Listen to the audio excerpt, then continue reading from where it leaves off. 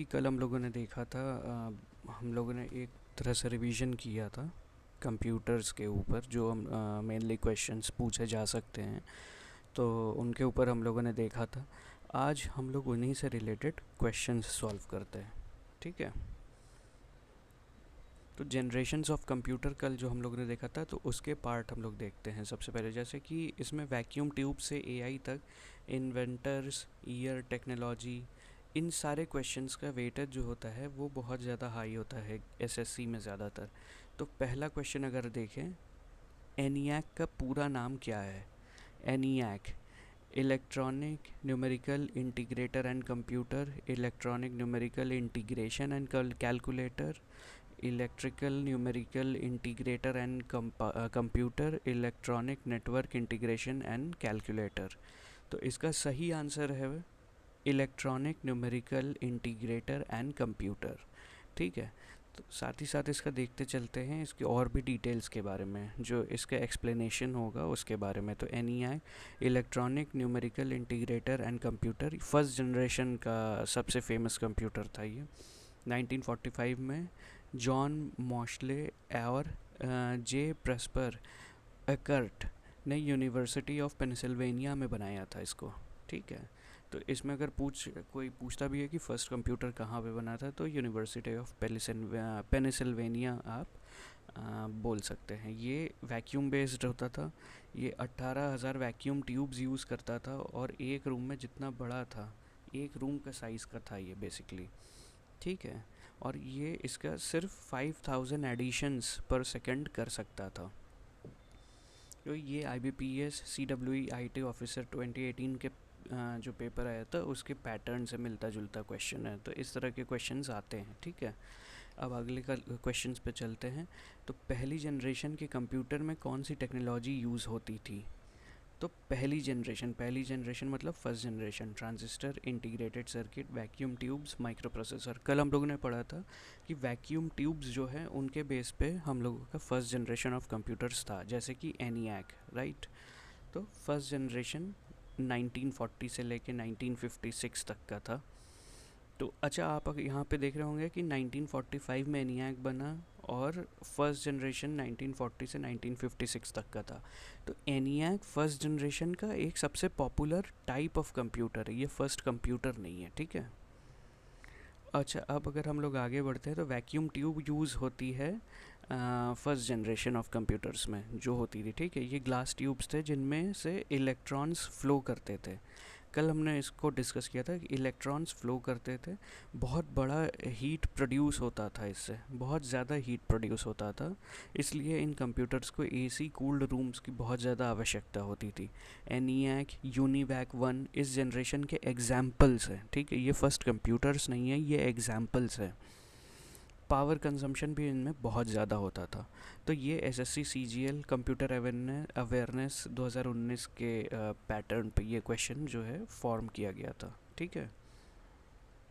बढ़ते हैं third question पे।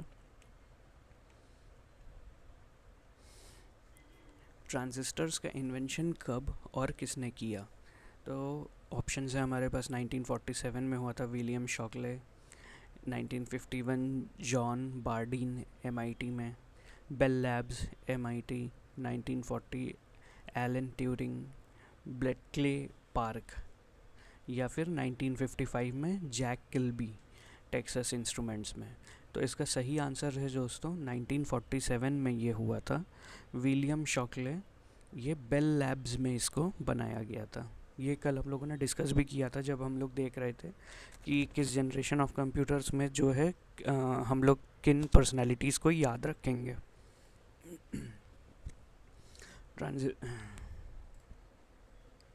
बढ़ते हैं दोस्तों हम लोग फोर्थ क्वेश्चन की तरफ।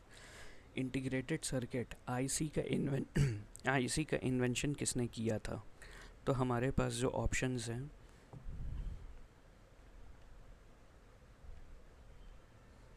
वो है टेड हॉफ इंटेल से, या फिर जैक किल्बी टेक्सास इंस्ट्रूमेंट से, और जैक किल्बी के साथ रॉबर्ट नॉइस, विलियम शॉकले या चार्ल्स बैबेज। तो इसका आंसर है दोस्तों कि आईसी इंटीग्रेटेड सर्किट का जो आविष्कार है वो जैक किल्बी टेक्सास इंस्ट्रूमेंट्स में रॉबर्ट नॉइस इनके साथ के थे। उनके साथ फेयर ये रॉबर्ट नॉइस जो है ये फेयर चाइल्ड से हैं, तो इन दोनों ने मिलके इसको आविष्कार किया था। आईसी इंटीग्रेटेड सर्किट का इन्वेंशन 1958-1959 में जैक किल्बी और रॉबर्ट नॉइस ने इंडिपेंडेंटली किया। जैक किल्बी को 2000 में नोबेल प्राइज़ मिला इसी जो आईसी इंटीग्रेटेड सर्किट है उसके लिए, ठीक है। आईसी एक चिप पे हज़ारों ट्रांजिस्टर्स फिट कर देते हैं। बहुत सारे जब ट्रांजिस्टर्स एक किसी चिप के ऊपर बेस होता है तो उसको हम लोग आईसी इंटीग्रेटेड सर्किट कहते हैं। अभी भी इंटीग्रेटेड सर्किट हमारे हर जगह यूज़ होता है। फ़ोन्स में देखा होगा आपने, टीवी पे देखा होगा, कंप्यूटर्स में, हर जगह पे आईसी का यूज़ होता है, ठीक है। ये थर्ड जनरेशन ऑफ कंप्यूटर्स में यूज़ होने लगा था 1964 से 1971 का जो टेक्नोलॉजी होता था वो था आईसी इंटीग्रेटेड सर्किट, ठीक है। इसके कॉमन एग्जांपल्स क्या क्या थे? IBM सिस्टम्स 360 इस जनरेशन का सबसे फेमस कंप्यूटर था जिसमें मल्टीपल कॉन्फ़िगरेशंस एक ही आर्किटेक्चर शेयर करते थे। SBI PO 2019 के कंप्यूटर एप्टीट्यूड में इस तरह के क्वेश्चंस पूछे गए थे। अब आते हैं फिफ्थ क्वेश्चन पे, तो वह पहला कमर्शियल माइक्रो प्रोसेसर कौन सा था और उसमें किसने बनाया था? तो पहला कमर्शियल माइक्रो प्रोसेसर इंटेल 8086, हाँ ऑप्शंस जो है हमारे पास वो है Intel 8086, Federico, फैगन, Intel 4004, टेडहॉफ, Motorola 6800, च्यूक, पेडले, जिलोंग Z80, Federico, फैगन। तो किसने बनाया था? फर्स्ट जो कमर्शियल माइक्रो प्रोसेसर है ये इंटेल ने बनाया था, इंटेल 4004 वाला जो ऑप्शन है, तो ये ठीक है। टेडहॉफ इंटेल। वर्ल्ड का पहला कमर्शियल माइक्रो प्रोसेसर इंटेल 4004 था, 1971 में आया था ये, ठीक है। इसका अगर ईयर भी आपको पता करना हो तो 1971। टेडहॉफ, स्टैनले मेजर और फेडेरिको फैगन ने इसे डिज़ाइन किया था। तो ये जो है एक्चुअल जो बैनर के नीचे जो बना था वो था इंटेल। इंटेल में ये लोग जुड़े हुए थे, इन पर्सनालिटीज़ के ज़रिए बनाया गया था, ठीक है। इंटेल के लिए ब्यूसिकॉम कैलकुलेटर के लिए इसको बेसिकली बनाया गया था। ये 4 बिट प्रोसेसर था और 2300 ट्रांजिस्टर था एक चिप पे जो इसको बनाया गया था। 4th जनरेशन कंप्यूटर का स्टार्टिंग पॉइंट था जब कंप्यूटर्स ट्रूली पर्सनल हो गए। हम लोग पर्सनल कंप्यूटर पीसी अब घर घर में पहुंचने लगा था, तो वो 4th जनरेशन का जो कंप्यूटर था उसके बाद ही ये चीज़ शुरू हुई थी। चलते हैं दोस्तों 6th क्वेश्चन पे। 5th जनरेशन कंप्यूटर की मेन टेक्नोलॉजी क्या है? VLSI, very large scale integrations, transistors, AI और expert system, natural language processing, integrated circuit. तो फिफ्थ जनरेशन जो हो गया वो एकदम लेटेस्ट वाला जनरेशन हो गया दोस्तों। तो AI और expert system, natural language processing, ये जो अभी चल रहा है प्रेजेंट में और जो फ्यूचर में भी इसको हो सकता है, फ्यूचर में कौन सी टेक्नोलॉजी आ जाए, लेकिन अभी कैरी फॉरवर्ड यही हो रहा है। 5th generation present and future का है ये। आर्टिफिशियल इंटेलिजेंस, एक्सपर्ट सिस्टम और नेचुरल लैंग्वेज प्रोसेसिंग पे बेस्ड है ये, ठीक है। एग्जाम्पल्स में डीप ब्लू चेस कंप्यूटर जो कैस्परोवा को 1947 में हराया था, तो ये उसमें बहुत बड़ा न्यूज़ बना था एक, ठीक है। तो ये एक तरह से 5th जन कंप्यूटर का वहाँ से आप रिलेट कर पाएंगे। उसके अलावा IBM वाटसन और भी मॉडर्न AI सिस्टम जैसे कि ChatGPT, ये सब 5th जन एग्जाम्पल्स है। ये कंप्यूटर खुद से सोचने की कोशिश करते हैं। जो सोचने की क्षमता है ह्यूमंस जैसे, नेचुरल लैंग्वेज प्रोसेसिंग जिसको बोल रहा हूँ, तो ये चीज़ इतनी ताकत है इस कंप्यूटर में।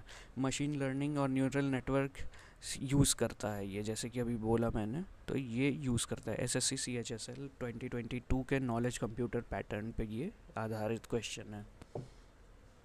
बढ़ते हैं दोस्तों 7th क्वेश्चन की तरफ। अच्छा, जैसा कि मैं बोल रहा था कि आज हम लोग 25 क्वेश्चन सॉल्व करेंगे, फिर अगले में 25, और इसी तरह से हम लोग यहाँ पे हमारे पास जो 75-77 क्वेश्चंस है, तो इसको हम लोग 25-25 के सेट में ब्रेक करके पढ़ेंगे।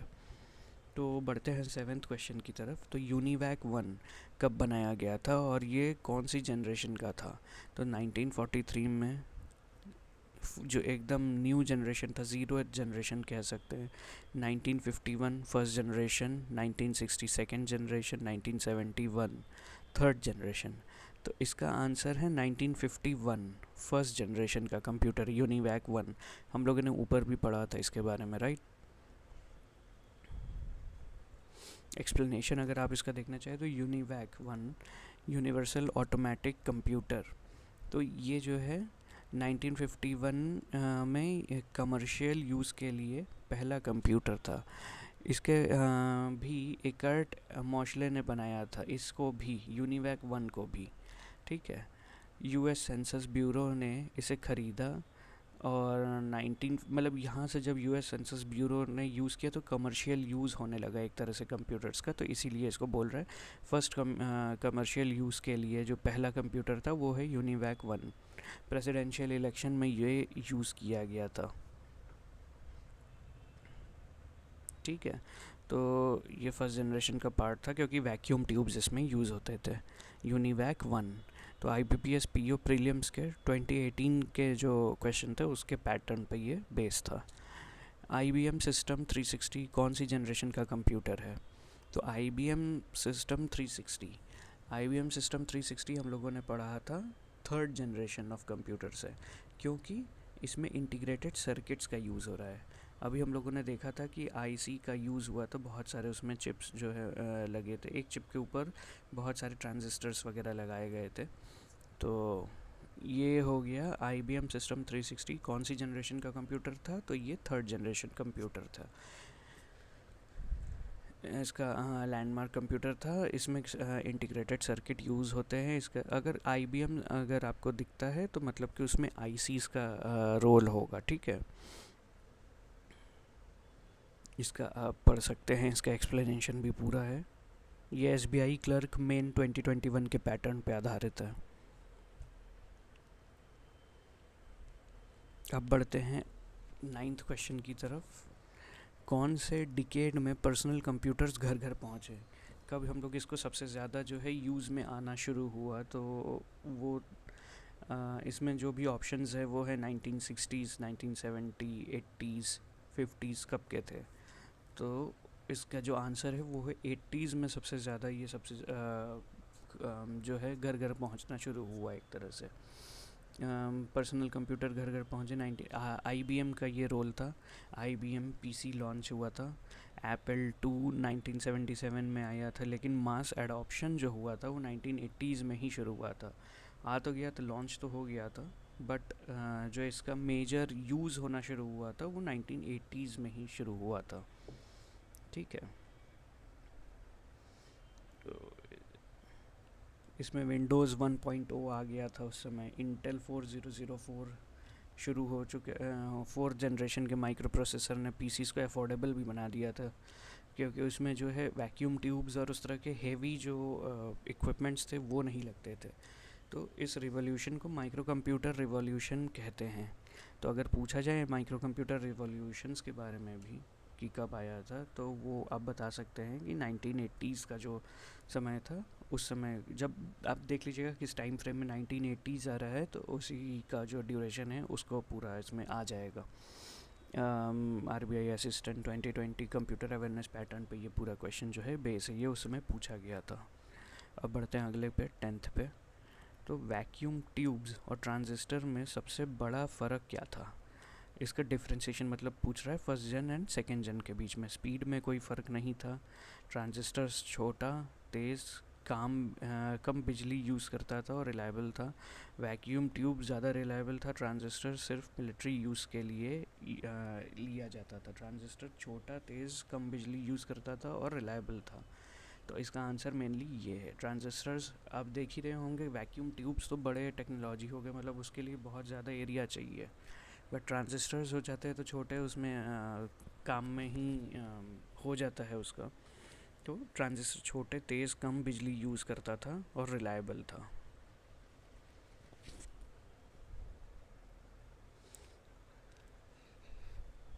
High language level, Fortran, COBOL, ये सारी जो जितने भी चीज़ें हैं तो ये सब यूज़ होते थे इसमें। ठीक है, आप ये पूरा जो है एक्सप्लेनेशन यहाँ पे पढ़ सकते हैं। बढ़ते हैं 11th क्वेश्चन की तरफ। एनियाक को डिज़ाइन करने वाले मेन इन्वेस्टर कौन थे? सॉरी, इन्वेस्टर नहीं, इन्वेंटर्स कौन थे? तो इसमें जो है हम लोगों ने पढ़ रखा है क्या, Charles Babbage and Ada Lovelace, John Mauchly और जे प्रस्पर इकर्ट, या फिर एलन ट्यूरिंग और John von Neumann, Jack Kilby और रॉबर्ट नॉइस। तो इसका सही आंसर है जॉन मॉर्सले और जे प्रस्पर इकर्ट। ये हम लोगों ने ये बहुत बार पढ़ा है, राइट। तो एनियाक के इन्वेंटर्स थे जॉन मॉर्सले, फिजिसिस्ट थे ये, और जे प्रस्पर इकर्ट इंजीनियर थे। दोनों यूनिवर्सिटी ऑफ पेंसिल्वेनिया के थे और 1943 में यूएस आर्मी के लिए डिज़ाइन किया गया था ये। तो 1943 में यूएस आर्मी के लिए इसको डिज़ाइन किया गया था। तो इस बात को भी आपको ध्यान में रखना है, अगर कोई पूछा जाता है इससे भी ये वाला एक पॉइंट हो सकता है जहाँ से सवाल बन सकते हैं। 1945 में कंप्लीट हुआ, 1946 में पब्लिक हुआ। ठीक है, एनियाक सिर्फ नंबर कैलकुलेट करता था, स्पेसिफिकली आर्टिलरी फायरिंग टेबल्स। तो आर्टिलरी कितने फायर हुए वो आर्मी के लिए, तो उन सब चीज़ों का एक तरह से हिसाब रखने के लिए इसको डिज़ाइन किया गया था। एडा लवलेस को पहला प्रोग्रामर माना जाता है 1840s बैबेज के एनालिटिकल इंजन के लिए, एनियाक से 100 साल पहले। आप सोच सकते हैं, एडा लवलेस को फर्स्ट प्रोग्रामर माना जाता है वर्ल्ड का। और उस मतलब, और हम लोग ने एनियाक को देखा है, एनियाक जो है वो 1946 में आया था और इनको 1840s में ही उस समय से माना जा रहा है। तो एसएससी सीजीएल 2021 कंप्यूटर पैटर्न का ये जो है सवाल है। अब बढ़ते हैं अगले पे। तो अगर देखा जाए वीएलएसआई का पूरा नाम क्या है या कौन सी जनरेशन से रिलेटेड है, तो very large scale integration, fourth generation, very large software industry, third generation vast language system integration, fifth generation variable logic speed integration, fourth generation. तो अभी हम लोगों ने देखा था कि इसका जो आंसर है वो है फोर्थ जनरेशन, जो कि हम लोग अभी भी यूज़ में लेते हैं वेरी लार्ज स्केल इंटीग्रेशंस के पे। ठीक है, VLSI very large scale integration fourth generation 1971 से लेके अभी तक का है। इसके की टेक्नोलॉजी होती है, फोर्थ जनरेशन की जो की टेक्नोलॉजी है वो वीएलएसआई है। चिप पे लाखों ट्रांजिस्टर्स फिट कर देता है। यूज़ पे एसएसआई स्मॉल स्केल इंटीग्रेशन और एमएसआई मीडियम स्केल इंटीग्रेशन थे। ठीक है, वीएलएसआई के बाद ULSI ultra large scale integration आया है। तो वीएलएसआई के पहले क्या क्या था, एसएसएल स्मॉल स्केल इंटीग्रेशन, फिर आया मीडियम स्केल इंटीग्रेशन, फिर आया VLSI very large scale integration, उसके बाद आया ULSI ultra large scale integration. Intel का मॉडर्न चिप कोर i9 में बिलियंस ऑफ ट्रांजिस्टर्स होते हैं एक टाइनी चिप पे। ठीक है, तो ये वीएलएसआई रिवॉल्यूशन का रिज़ल्ट है एक तरह से। अभी जो हम लोग यूज़ करते हैं कोर i5, कोर i9, इस तरह से हम लोग देखते रहते हैं, तो उसी का एक ये पार्ट है। और ये IBPS PO मेंस कंप्यूटर के जो है 2022 के पैटर्न पे ये वाला क्वेश्चन जो है ये वो पूछा गया था। बढ़ते हैं आगे। तो डीप ब्लू क्या था और ये कौन सी जनरेशन से रिलेटेड है, तो ये भी हम लोगों ने अभी अभी देखा है कि ये फिफ्थ जनरेशन जो कि अभी लेटेस्ट का है उससे रिलेटेड है। ऑप्शंस अपने पास क्या क्या हैं, तो फर्स्ट वैक्यूम ट्यूब कंप्यूटर हो गया, थर्ड जनरेशन में IBM's आईसी बेस्ड सिस्टम हो गया, फिफ्थ जन में AI बेस्ड चेस कंप्यूटर को जो कैस्परोव को हराया था। प्रोनाउंसिएशन थोड़ा टफ है मेरे लिए। तो AI बेस्ड चेस कंप्यूटर जो कैस्परोवा को हराया था, तो फिफ्थ जन कंप्यूटर हो गया। फोर्थ जन में IBM's पर्सनल कंप्यूटर। तो ये जो हम लोगों ने डीप ब्लू देखा था, जो कि अभी इसकी कंपैरिजन ChatGPT वगैरह से भी हो रही थी, तो ये फिफ्थ जनरेशन का हो गया है AI बेस्ड चेस कंप्यूटर। ठीक है, मेनली इसको जो बूस्ट मिला है इसके नाम में वो कैस्परोव को हराने के बाद ही मिला है कि एक AI ने उनको हरा दिया है। IBM का AI powered chess computer 5th generation का एग्जाम्पल है। 1997 में world chess champion Garry Kasparov को 6 गेम मैच में 3.5 2.5 से डिफीट किया था। ये एक माइलस्टोन था AI हिस्ट्री के, AI हिस्ट्री पे पहली बार एक मशीन ने वर्ल्ड चैम्पियन चेस प्लेयर को बीट किया था। एक्सपर्ट सिस्टम और AI 5th जनरेशन की डिफाइनिंग टेक्नोलॉजी है ये, ठीक है। डीप ब्लू जो है वो डिफाइनिंग टेक्नोलॉजी है 5th जनरेशन के जो AI सिस्टम्स हैं उनके लिए। तो SBI PO मेंस 2020 के पैटर्न पे ये क्वेश्चन है, ठीक है। बढ़ते हैं 14th क्वेश्चन की तरफ हम लोग। कौन सा कंप्यूटर जनरेशन सही सीक्वेंस में लिस्टेड है, ठीक है। कंप्यूटर जनरेशन्स का सही सीक्वेंस क्या है? तो इसमें सबसे पहले ऑप्शंस हैं हमारे पास transistors, vacuum tube, IC, microprocessor, फिर AI। तो ट्रांजिस्टर, वैक्यूम ट्यूब नहीं, यहाँ पे तो गलत हो गया। वैक्यूम ट्यूब्स पहले आए थे सबसे पहले। बी पे चलते हैं, वैक्यूम ट्यूब्स, फिर IC, ट्रांजिस्टर्स, फिर AI, माइक्रो प्रोसेसर। नहीं, ये भी गलत हो गया। वैक्यूम ट्यूब्स के बाद ट्रांजिस्टर्स आने चाहिए। तो सी देखते हैं, वैक्यूम ट्यूब्स, ट्रांजिस्टर्स, उसके बाद फिर आता है IC, micro processor, AI, expert system. ये सही लग रहा है, राइट। तो vacuum tube, transistors, IC, micro processor आया, फिर AI, एक्सपर्ट सिस्टम्स आए इसके बाद। तो कंप्यूटर जनरेशन का करेक्ट सीक्वेंस याद कर लो। फर्स्ट जनरेशन हो गया वैक्यूम ट्यूब, 1940 से 56 तक का हो गया। उसके बाद 2G पे आ गया।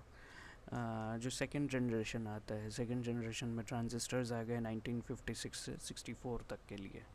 अपार्ट फ्रॉम इट जो थर्ड जनरेशन हो गया था तो उसमें IC, इंटीग्रेटेड सर्किट्स का इस्तेमाल है इसमें। तो 1964 से लेके 1971 तक का हो गया ये। फिर फोर्थ जनरेशन अगर देखेंगे तो माइक्रो प्रोसेसर VLSI यूज़ होता है इसमें 1971 से लेके प्रेजेंट तक का भी जो भी है तो ये यूज़ में लिया जाता है। फिफ्थ है उसके बाद आता है फिफ्थ जनरेशन में AI, एक्सपर्ट सिस्टम्स आ गए। प्रेजेंट फ्यूचर जो है, प्रेजेंट से लेके अब फ्यूचर तक का जो माना जा रहा है कि ये कैरी फॉरवर्ड होगा।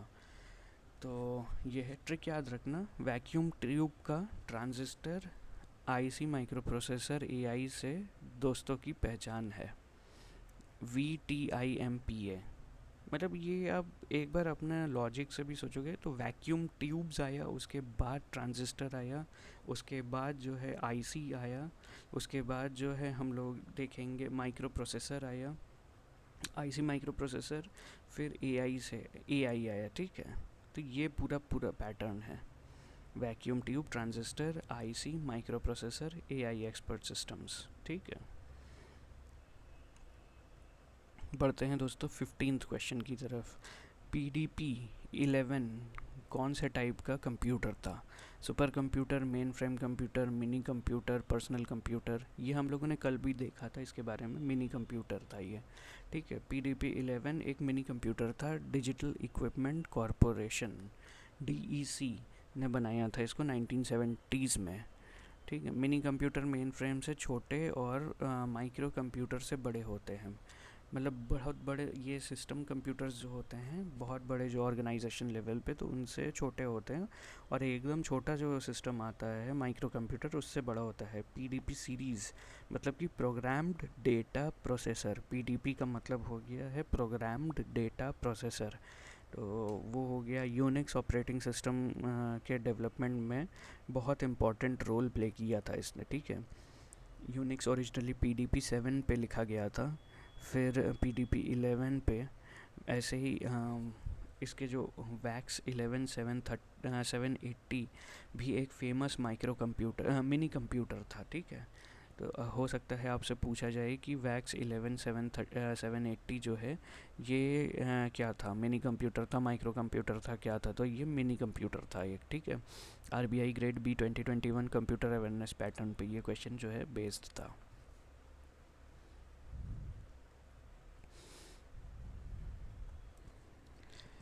बढ़ते हैं दोस्तों 16th क्वेश्चन की तरफ। इंडिया का पहला सुपर कंप्यूटर कौन सा था? आदित्य, परम 8000, प्रत्युष, EKA। तो इसका आंसर है परम। इंडिया का पहला सुपर कंप्यूटर था परम 8000 जो 1991 में C DAC centre for development of advanced computing ने डेवलप किया था। ठीक है, सी डैक के फाउंडर थे डॉक्टर विजय भटकर। ये ग्लोबली टेरा फास्टेस्ट कंप्यूटर था उस टाइम पे। ठीक है, बाद में परम शिवाय IIT BHU 2019 में बनाया गया था, जो India's first super computer under national super computing mission के अंडर में बनाया गया था। तो हमारा एक मिशन था नेशनल सुपर कंप्यूटिंग मिशन। ठीक है, उसके अंडर में IIT BHU द्वारा 2019 में परम शिवाय बनाया गया था। परम मतलब सुप्रीम होता है संस्कृत में। ठीक है, IBPS PO static GK plus computer 2022 pattern पे ये जो है बेस्ड है।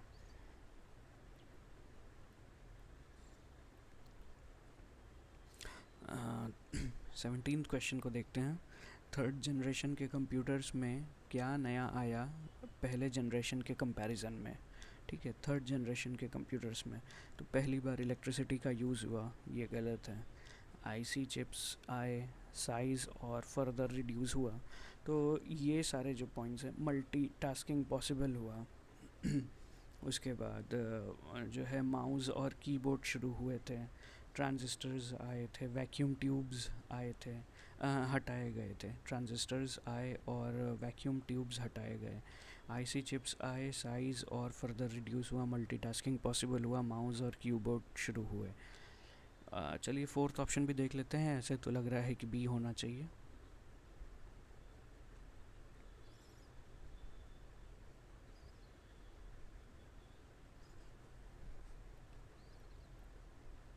सुपर कंप्यूटर्स पहली बार बने, तो बी जो ऑप्शन था वही सही था। IC चिप्स आए, साइज़ और फर्दर रिड्यूस हुआ, मल्टीटास्किंग पॉसिबल हुआ, माउस और कीबोर्ड शुरू हुए थे। तो थर्ड जनरेशन 1964 से 1971 एडवांस्ड जो है वो हो गए।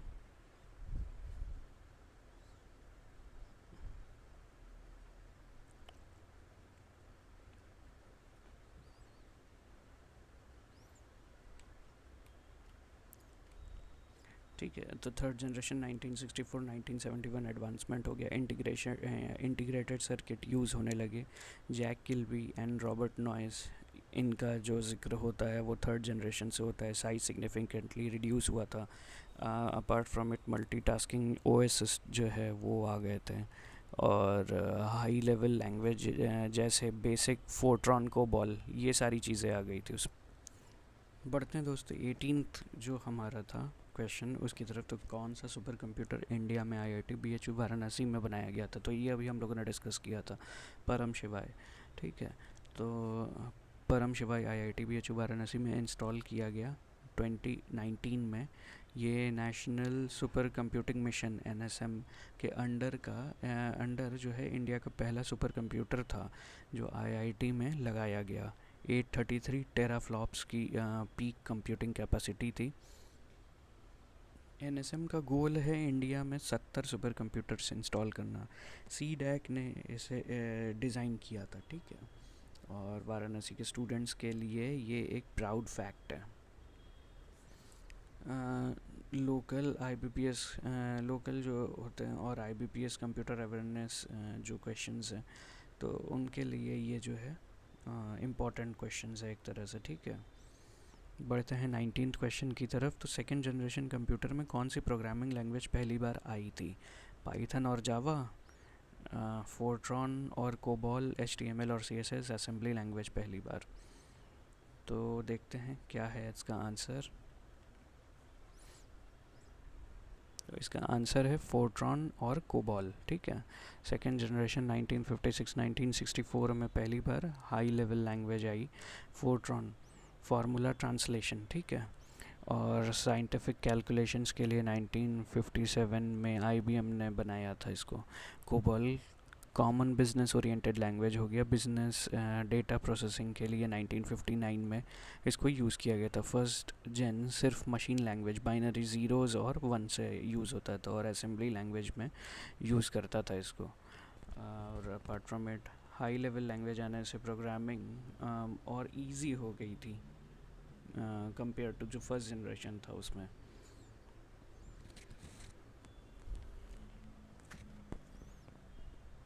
SBI क्लर्क कंप्यूटर 2019 पैटर्न पे ये जो है क्वेश्चन जो है वो पूरा फ्रेम किया गया था।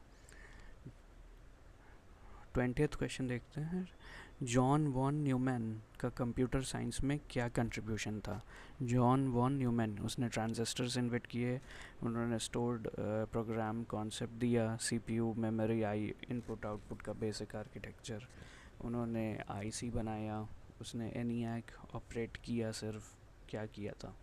तो इसका आंसर है उन्होंने स्टोर्ड प्रोग्राम कॉन्सेप्ट दिया था। CPU का जो मेमोरी है, इनपुट आउटपुट का बेसिक जो आर्किटेक्चर होता है, तो वो पूरा इन्होंने जॉन वॉन न्यूमैन ने 1945 में जॉन वॉन न्यूमैन आर्किटेक्चर के नाम से ये फेमस है। तो वॉन न्यूमैन आर्किटेक्चर की अगर जिक्र होता है तो 1945 में हुआ था। और ये याद रखिएगा, वॉन न्यूमैन आर्किटेक्चर का जो है रिलेशन किससे होता है? CPU मेमोरी इनपुट आउटपुट का बेसिक जो आर्किटेक्चर होता है उससे किया जाता है, ठीक है। ये आज भी मॉडर्न कंप्यूटर में भी ये चीज़ जो है यूज़ होता है। CPU का ALU CU memory unit input output, ये सभी जो चीज़ें हैं ये अभी भी यूज़ होते हैं। तो ये एक्सप्लेनेशन आप पढ़ सकते हैं, ठीक है। बढ़ते हैं टाइप्स ऑफ कंप्यूटर की तरह, जो अगले 5 क्वेश्चंस होने वाले हैं उससे रिलेटेड। तो दोस्तों 21st जो क्वेश्चन है तो उसका है, सुपर कंप्यूटर को रेगुलर कंप्यूटर से अलग क्या बनाता है? सिर्फ साइज़ बड़ा होता है, extremely high processing speed, parallel processing, weather forecasting, nuclear stimulations के लिए यूज़ होता है, सिर्फ नासा यूज़ करता है सुपर कंप्यूटर्स को, या फिर सुपर कंप्यूटर्स में हार्ड डिस्क नहीं होती? तो इसका आंसर जो है वो है B, extremely high processing speed, ठीक है। Extremely high processing speed, parallel processing, एक साथ कई सारे प्रोसेसर्स को हम लोग रन कर सकते हैं। वेदर फोरकास्टिंग, न्यूक्लियर सिमुलेशंस के लिए यूज़ होता है, ठीक है। सुपर कंप्यूटर्स की डिफाइनिंग कैरेक्टरिस्टिक्स जो है, थाउजेंड्स ऑफ प्रोसेसर्स पैरेलल में काम करते हैं। स्पीड फ्लोटिंग पॉइंट ऑपरेशंस पर सेकेंड, ठीक है, फ्लोटिंग पॉइंट्स ऑपरेशन पर सेकेंड में मेजर होती है। पेटाफ्लॉप या एक्साफ्लॉप्स, ठीक है। तो ये टर्म्स हैं जो आप इसके बारे में अगर आप और पढ़ना चाहें तो कर सकते हैं, लेकिन इसका यूज़ नहीं है उतना। यूज़ केसेस इसके क्या है, जो सुपर कंप्यूटर्स के गाइस बढ़ते हैं अपने जो 22nd क्वेश्चन है उसकी तरफ। तो मेन फ्रेम कंप्यूटर्स किस टाइप के ऑर्गेनाइजेशंस में यूज़ होता है? सिर्फ स्कूल और कॉलेजेस में, लार्ज ऑर्गेनाइजेशन जैसे कि bank, insurance, airline, government department, bulk data processing के लिए जहाँ पे ज़रूरत होती है वहाँ पे, या फिर सिर्फ साइंटिफिक रिसर्च के लिए, पर्सनल यूज़ के लिए? तो इसका आंसर है बी, लार्ज ऑर्गेनाइजेशंस जो है वहाँ पे मेन फ्रेम कंप्यूटर का सबसे ज़्यादा यूज़ होता है। Bank, insurance, airline, government departments, bulk data जहाँ पे प्रोसेस किया जा सकता है वहाँ पे, ठीक है। तो 24/7 365 दिन ये चलता है, तो हर समय ये ऑपरेशनल रहना ज़रूरी है। अनइंटरप्टेड ऑपरेशंस होने चाहिए। थाउजेंड्स ऑफ जो यूज़र्स हैं वो एक साथ सर्वर पे आते हैं, तो लोड उनका बहुत ज़्यादा हाई होगा। हाई रिलायबिलिटी 99.9% इसका जो है रिलायबिलिटी होना चाहिए, अप टाइम होना चाहिए। फेमस एग्जांपल्स अगर इसका देखा जाए तो IBM Z सीरीज़ हो गया। यूज़ में अगर हम लोग कंसिडर करें तो जैसे SBI, LIC, इंडियन रेलवेज़ के रिजर्वेशन सिस्टम हो गया, UIDI जो आधार हो गया, डेटा प्रोसेसिंग के लिए ये हो गया। तो इन सब में जो है मेन फ्रेम कंप्यूटर्स का रोल होता है, ठीक है। ये जो कंप्यूटर है ये millions of transistors, millions of transactions पर सेकंड प्रोसेस कर सकते हैं। अब बढ़ते हैं हम लोग 23rd क्वेश्चन की तरफ, जो है पर्सनल कंप्यूटर PC और वर्क स्टेशन में क्या फ़र्क है? कोई फ़र्क नहीं है, दोनों सेम है, या फिर वर्क स्टेशन ज़्यादा पावरफुल है, CAD CAM video editing scientific work के लिए, रेगुलर PC से कॉस्टलियर है, पर्सनल कंप्यूटर ज़्यादा पावरफुल होते हैं, वर्क स्टेशन सिर्फ लैपटॉप फॉर्म में आते हैं, क्या है? तो इसका आंसर वर्क स्टेशन ज़्यादा पावरफुल होते हैं। CAD CAM video editing scientific work के लिए ये सबसे ज़्यादा यूज़ किए जाते हैं, ठीक है। यहाँ से आप एक्सप्लेनेशन पढ़ सकते हो पूरा इसके बारे में। मैं यहाँ पे होल्ड कर रहा हूँ थोड़ी देर के लिए। अब हम लोग बढ़ते हैं सेकंड लास्ट क्वेश्चन पे अपने आज के दिन का।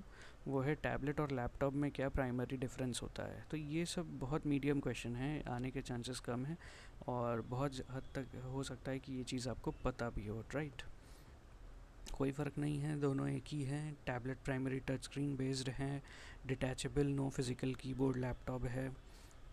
लैपटॉप ज़्यादा पोर्टेबल है टैबलेट से, टैबलेट में कैमरा नहीं होता। तो इसका आंसर है tablet primary touch screen based होता है, ठीक है। इनपुट डिवाइस आउटपुट डिवाइस दोनों उसका जो है वो स्क्रीन ही है, वहाँ से हम लोग कमांड भी देते हैं और वहाँ पे ही हम लोग रिसीव भी करते हैं, ठीक है। तो ये हो गया। और इसके बाद जो है आज का हम लोग आखिरी क्वेश्चन करते हैं दोस्तों, वो है पीडीए का फुल फॉर्म क्या है और ये क्या था।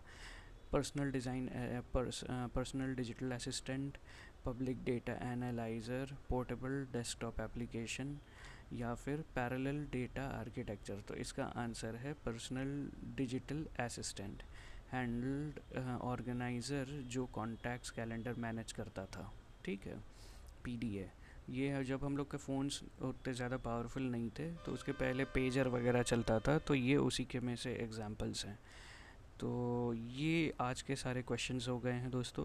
अब जो अगला वाला वीडियो आएगा उसमें हम लोग 26 से लेके 50 तक को कवर करेंगे क्वेश्चंस को। आप प्लीज़ बताइएगा कमेंट में कि आपको वीडियोस कैसा लग रहा है, और क्या ये जो हम लोग एक्सप्लेनेशन बना रहे हैं, जो पीडीएफ बना रहे हैं, ये आपको समझ में आ रहा है कि नहीं, और किस शहर से आप हैं ये भी प्लीज़ कमेंट करके बताइएगा हमको, ठीक है।